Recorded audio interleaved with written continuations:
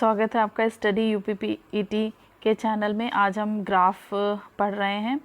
सबसे पहले हम देखते हैं कि ग्राफ होता क्या है। एक आरेख जिसमें दो मात्राओं और दो मापों के बीच में कोई संबंध इसको सीधी रेखा या वक्र रेखा के रूप में बताया जाता है, ऐसे चित्र को लेखा चित्र या ग्राफ कहते हैं।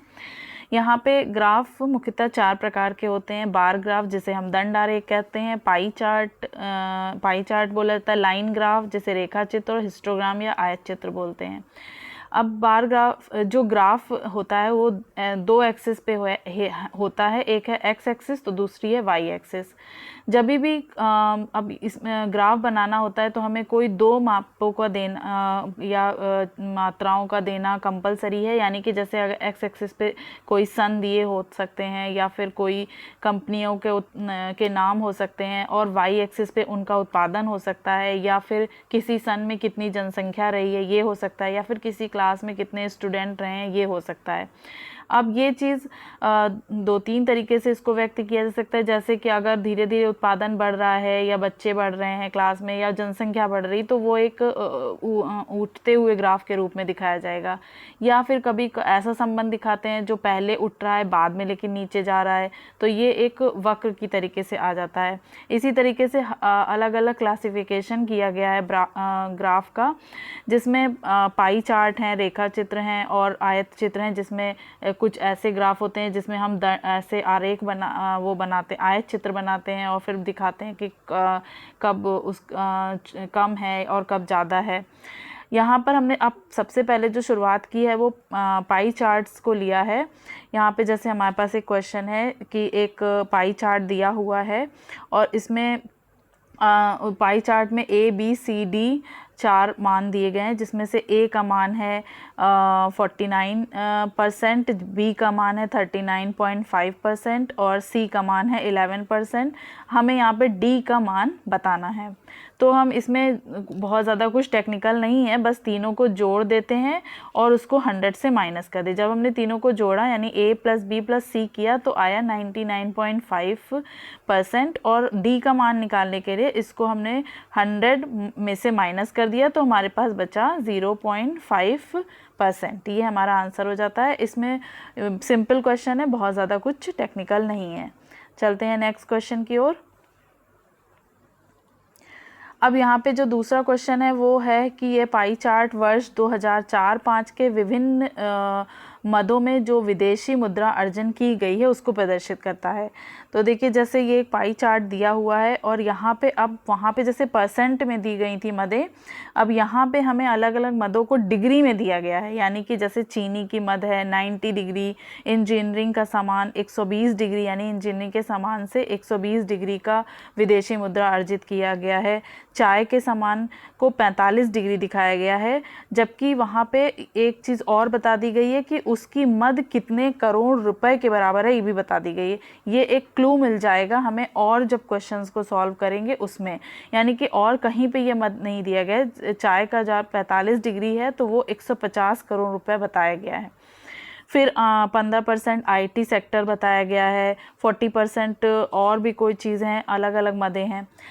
अब हमारा पहला क्वेश्चन इसमें ये कहता है कि चीनी क्षेत्र के बराबर विदेशी मुद्रा अर्जित करने के लिए IT क्षेत्र को अपने निर्यात में कितनी और अधिक वृद्धि करनी होगी। मतलब कि चीनी क्षेत्र से उसको कितना और अधिक आगे जाना होगा वृद्धि करके।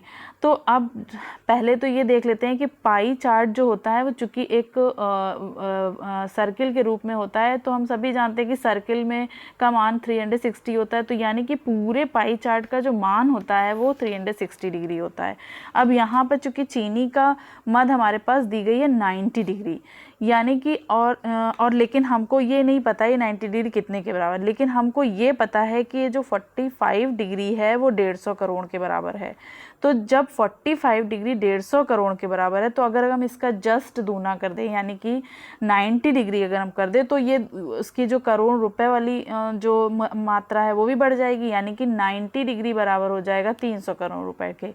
इसी तरह अगर हम 90 को फिर दुगना कर दें यानी 180 कर दें तो ये रुपए का मान भी बढ़ दुगना हो जाएगा, तो यानी 180 डिग्री हो गया 600 करोड़ रुपए के, तो यानी 360 डिग्री हो गया 1200 करोड़ रुपए। यानी कि अब ये जो पूरा पाई चार्ट बना है वो 1200 करोड़ रुपए का डिवीज़न किया गया है अलग अलग डिग्रीज में, अलग अलग मदों में। तो अब हमें ये तो पता चल गया कि पूरे पाई चार्ट का मान कितना है, 1200 करोड़ रुपए। अब हमें और निकालने में आसानी होगी जो भी हमसे पूछा जाएगा।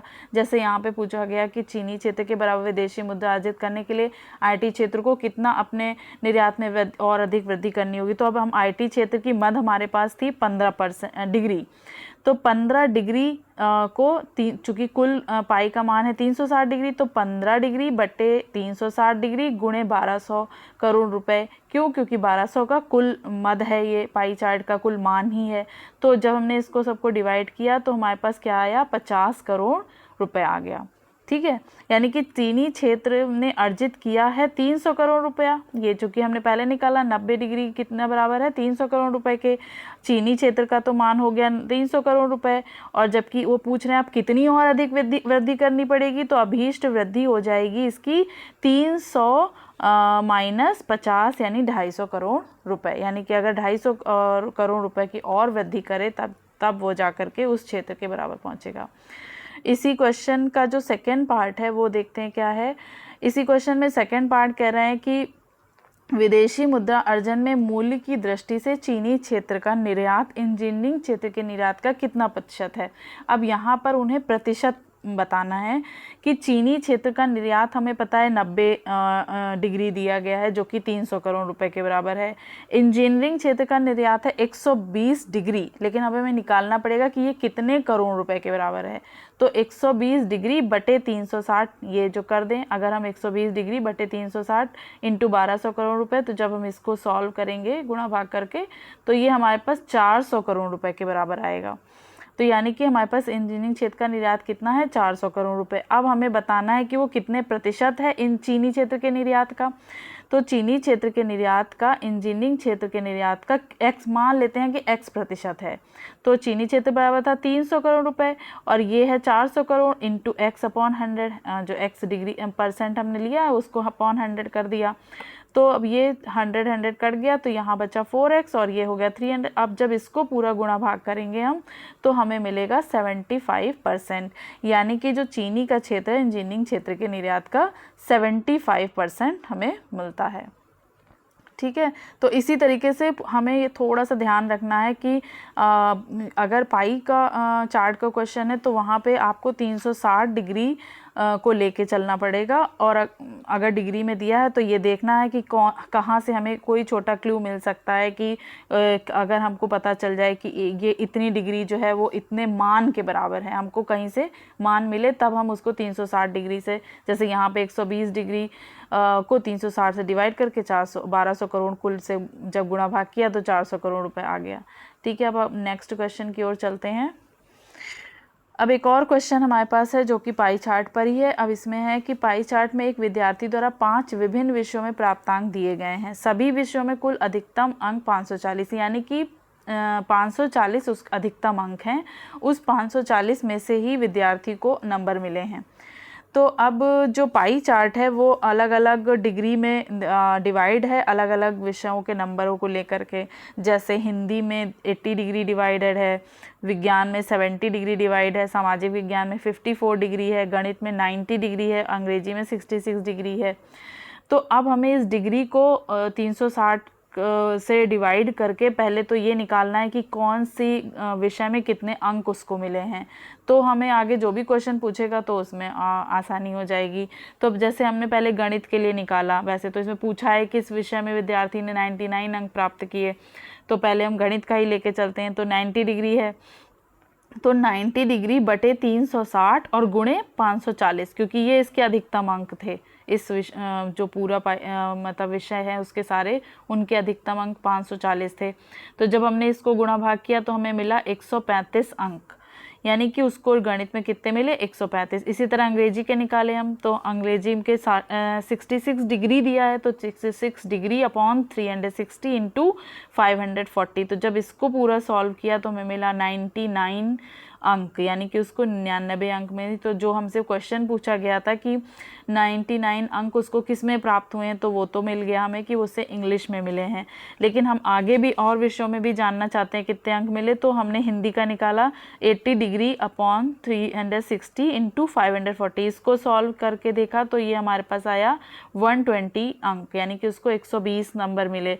अब विज्ञान में देखा तो विज्ञान की मद कह रही थी कि उसको कितना था, उसका 70 डिग्री, यानी 70 डिग्री अपॉन 360, और इसको पूरा सॉल्व किया तो ये आया 105 अंक, यानी कि 105 अंक मिले उसको।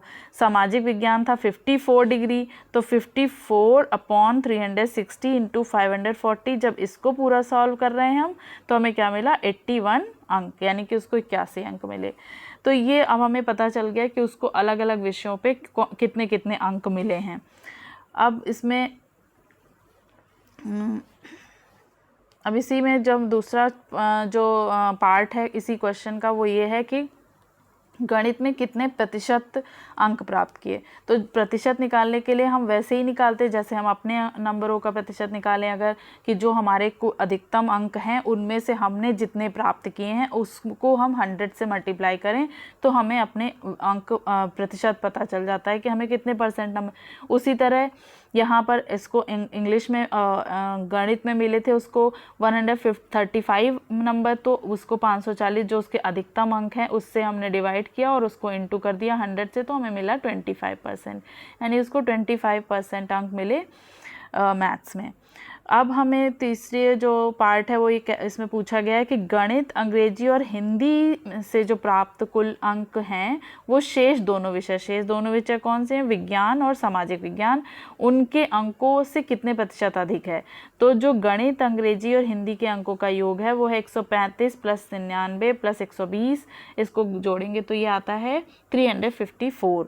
और जो शेष दोनों विषय हैं जिनमें एक में हमको उसको मिले थे 105 और एक में मिले थे 81, दोनों को जोड़ा तो ये आया 186।